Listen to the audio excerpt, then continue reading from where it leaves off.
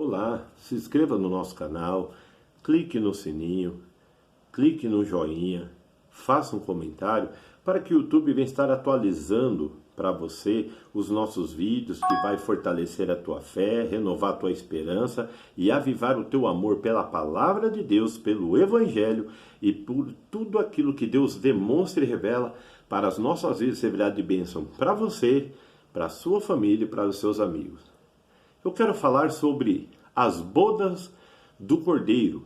Nós já temos um vídeo aqui que fala sobre o tribunal de Cristo. E eu quero comentar com vocês sobre as bodas do Cordeiro, que é após o tribunal de Cristo, quando a igreja for galardoada, coroada, o que vai acontecer nas regiões celestiais. E para isso eu quero usar uma parábola de Jesus, onde ele esclarece tudo, e depois alguns textos bíblicos que irão aprofundar o assunto, te dar uma visão mais ampla sobre o tema e que vai servir de bênção e te dar motivação para permanecer firme, constante e abundante na obra do Senhor.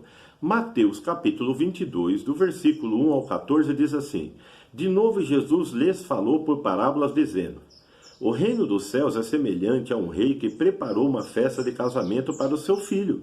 Enviou os seus servos a chamar os convidados para a festa, mas esses não quiseram vir. Enviou ainda outros servos dizendo: Digam aos convidados, eis que já preparei o meu banquete, os meus bois e animais de engorda já foram abatidos, tudo está pronto, venha para a festa. Mas os convidados não se importaram e se foram, um para o seu campo, outro para o seu negócio. Outros, agarrando-se aos servos, os maltrataram e mataram.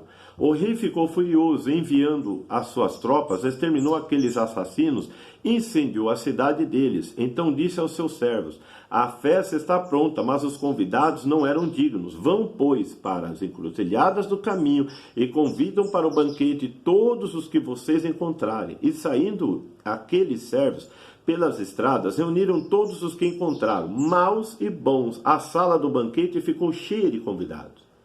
Mas, quando o rei entrou para ver os que estavam à mesa, notou ali um homem que não trazia vestes nupcial e perguntou-lhe: Amigo, como você entrou aqui sem vestes nupcial? E ele emudeceu. Então o rei ordenou aos serventes: Amarrem os pés e as mãos dele e atirem-no para fora, nas trevas. Ali haverá choro e ranger de dentes, porque muitos são chamados, mas poucos escolhidos. Nesta parábola, o Senhor está falando que o rei, o nosso grande, glorioso, eterno Deus, preparou as bodas do seu filho. Quem é o filho? O filho do homem, Jesus Cristo, o filho de Deus.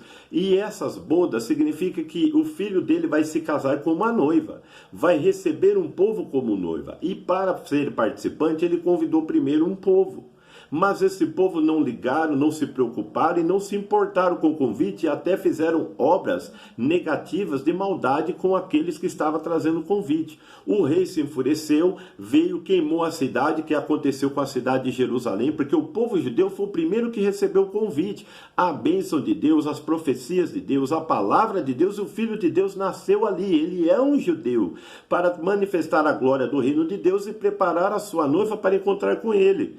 E aí qual o fato? Eles desprezaram, mataram, crucificaram o Filho de Deus e rejeitaram ele completamente. Mas glória a Deus que ele ressuscitou, venceu a morte, triunfou sobre Satanás, assentou-se à destra de Deus e agora está preparando um povo que é a igreja, que vai ser participante das bodas do Cordeiro, que vai glorificar a Deus e receber o reino de Deus, como fala na parábola. A cidade queimada foi Jerusalém no ano 70, pelo o general Tito de Roma, que invadiu a cidade, queimou o templo, destruiu tudo, cumprindo-se a profecia que Jesus havia falado, que não ia ficar pedra sobre pedra que não fosse derribado, mas o reino de Deus seria edificado, como ele fala em Mateus 16, que ele edificaria a igreja dele e as portas do inferno jamais prevalecerão contra ela. Então nós temos aqui, através dessa parábola, a revelação da glória de Deus do futuro, da manifestação do seu reino, das bodas do Cordeiro e da sua majestade. Jesus falou que ele era o esposo em Mateus 9,15, quando ele fala: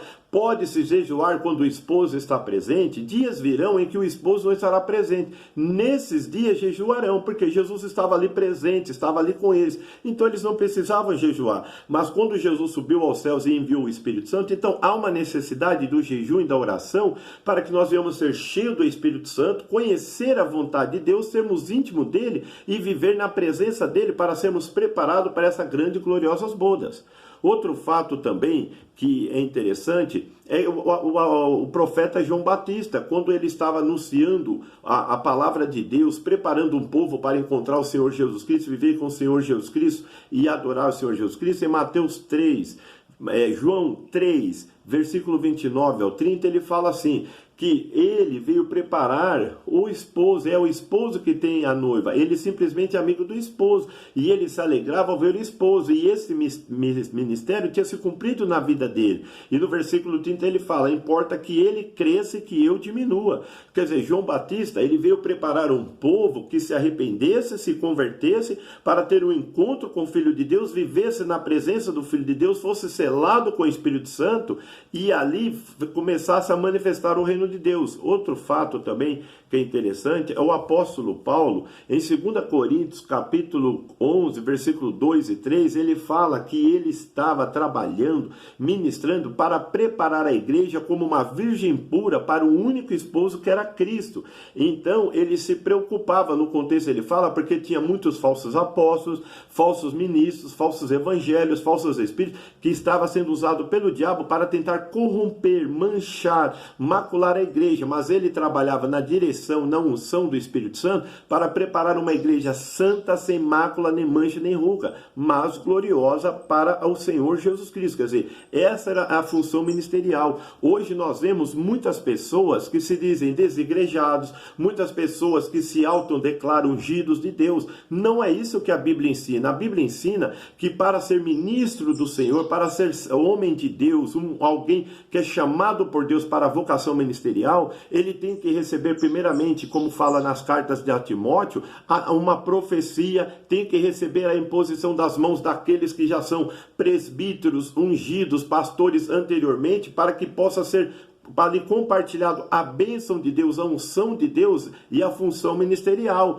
Mas muitos, como diz Paulo em Atos 20, estão se fazendo a si mesmo como ungidos e líderes para querer conduzir um povo para si, para ter ali a sua glória e corromper a noiva de Cristo, que é a igreja, aonde o Senhor trabalha segundo os seus princípios, seus mandamentos e a autoridade e o poder da sua palavra. Então nós temos que estar atentos, porque o inimigo das nossas almas, como fala Paulo em 2 Coríntios capítulo 11, ele se transfigura em anjo de luz para tentar perverter e corromper a igreja, que é a noiva virgem sem mácula, nem mancha, nem ruga, que é a preparada para as bodas do Cordeiro. Outro fato também que a gente aprende é que Paulo fala que a igreja é a esposa do Cordeiro em Efésios capítulo 5, do versículo 23 ao versículo 32, onde ele fala sobre o casamento de um homem e de uma mulher, fazendo comparação com Cristo, a igreja, através do cuidado, da palavra, do amor, desse mistério tão glorioso e precioso. Paulo está ali declarando de maneira profunda que assim como é uma vida no casamento espiritual, amor, dedicação, carinho, assim também Cristo com a sua igreja, que é a sua esposa, que ele está preparando, cuidando, zelando para apresentar ela assim quando no arrebatamento, sem mácula, nem mancha, nem ruga, mas brilhante e irrepreensível na presença de Deus, para a glória de Deus. Esse é o trabalhar de Deus em nossas vidas e a necessidade da igreja. Agora eu convido você a ler Apocalipse, capítulo de número 19, aonde nos declara sobre as bodas do Cordeiro, uma revelação de Jesus Cristo de forma gloriosa. Apocalipse 19, versículo 6, diz assim: então ouvi o que parecia ser a voz de uma grande multidão, uma voz como de muitas águas e como de fontes e trovões, dizendo: aleluia, pois reina o Senhor nosso Deus, o Todo-Poderoso. Alegremos-nos, exultemos e demos-nos de glória, porque chegou a hora das bodas do Cordeiro e a noiva dele já se preparou. A ela foi permitido vestir-se de linho finíssimo, resplandecente e puro, porque o linho finíssimo são os atos de justiça dos santos. Então o anjo me disse: escreva, bem-aventurados aqueles que são chamados à ceia das bodas do Cordeiro. E acrescentou: são estas as verdadeiras palavras de Deus. Lembra na parábola que o rei entra para ver os seus convidados, para ver a festa, e encontra o homem sem vestes nupciais, e aquele homem é lançado para fora nas trevas exteriores, onde há pranto e ranger de dentes? Aqui está mostrando por quê. Porque é Deus que prepara as vestes da noiva, que é linho finíssimo, que é algo glorioso, resplandecente e puro. E essa vestimenta não é feita pelo homem nem pelas obras do homem, mas é feita pelo poder, pela virtude e pela graça de Deus em nossas vidas. Então nós temos que deixar Deus completar e concluir a obra dele na chamada e a vocação que ele tem sobre cada um de nós. Em Apocalipse, capítulo de número 21, versículo 9 ao 11, fala sobre a glória da esposa do Cordeiro, daquela igreja. Como que vai ser essa glória eterna? Diz assim: então veio um dos 7 anjos que tinha as 7 taças cheias dos últimos 7 flagelos e falou comigo dizendo: venha, vou mostrar-lhe a noiva, a esposa do Cordeiro. E ele me levou no espírito a uma grande e elevada montanha e me mostrou a cidade santa, Jerusalém, que descia do céu da parte de Deus, o qual tem a glória de Deus. O seu brilho era semelhante a uma pedra preciosíssima, como a pedra de jaspe cristalina. Você viu? A noiva do Cordeiro, a esposa do Cordeiro, tem a glória de Deus. Ela brilha e resplandece, é comparada com a nova Jerusalém, que é brilhante como uma pedra preciosíssima, gloriosa. Então isso é as bodas do Cordeiro. Vai ser uma festa celestial do casamento, da união gloriosa e tremenda e maravilhosa de Jesus Cristo com a sua igreja, com o seu povo, com a sua herança, com o seu rebanho. E por que o Senhor Jesus Cristo vai fazer isso? Ele vai fazer isso porque ele está preparando um povo que viva na sua presença, que ande com ele, que glorifique o nome dele e que exalte a ele. Olha só por quê? Porque ele vai celebrar uma ceia com essa igreja. Está escrito em Lucas capítulo 22, do versículo 14 ao versículo de número 20, diz assim: chegando a hora, Jesus se pôs à mesa e os apóstolos estavam com ele. Então Jesus lhe disse: tenho desejado ansiosamente comer esta Páscoa com vocês, antes do meu sofrimento, pois eu lhe digo que nunca mais a comerei até que ela se cumpra no reino de Deus.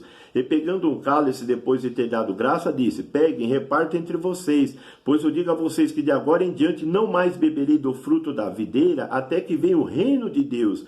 E pegando o pão, tendo dado graças, o partiu e lhes deu, dizendo: isto é o meu corpo que é dado por vocês, façam isto em memória de mim. Do mesmo modo, depois da ceia, pegou o cálice, dizendo: este cálice é a nova aliança no meu sangue, derramado por vocês. Louvado seja Deus! O Senhor Jesus Cristo anseia participar de uma ceia celestial com todos os santos, com a sua noiva, que é a sua igreja, que é o seu povo, lavado, remido, santificado com o sangue dele, glorificado, transformado e resplandecente pela virtude e a glória do Espírito Santo. Essa é a chamada e a vocação de Deus para contigo através da igreja. Por isso que é importante você ter comunhão com a igreja, participar da igreja, ser parte do povo de Deus, que é a igreja do Senhor. Não existe participação da bodas do Cordeiro se você não está ligado com a igreja, porque a igreja é a noiva do Senhor que vai ser participante das bodas do Cordeiro. Por isso fica aqui uma mensagem de alerta para você. Cuidado, todo movimento, tudo aquilo que tenta afastar você da igreja, não procede do Espírito Santo, nem do Senhor Jesus Cristo, que é o cabeça da igreja e que edifica a sua igreja, mas é de Satanás, que procura roubar, tirar a sua bênção e destruir a sua bênção, porque ele perdeu a bênção, ele perdeu a glória de Deus, que é os céus, e está destinado ao inferno, e ele quer levar o máximo de pessoas com ele. Mas eu tenho uma boa mensagem: arrependa-se, creia no Evangelho, porque o reino de Deus está próximo, e creia no Senhor Jesus Cristo, será salvo tu e a tua casa. Ele vai te encher do Espírito Santo, vai transformar a sua vida, vai conduzir a sua vida,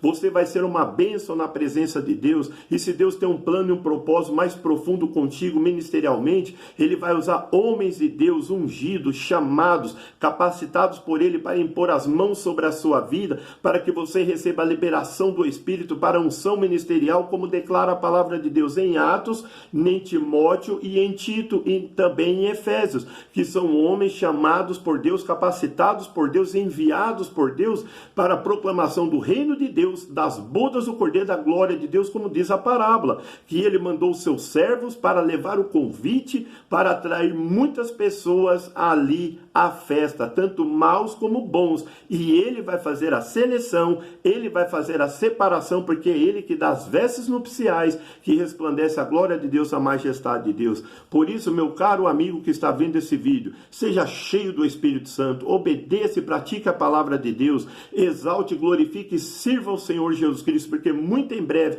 a noiva dele será arrebatada, e você, como parte da igreja, será arrebatado para viver a glória do Senhor na presença de Deus e participante do reino dele. Que Deus te abençoe em nome de Jesus Cristo.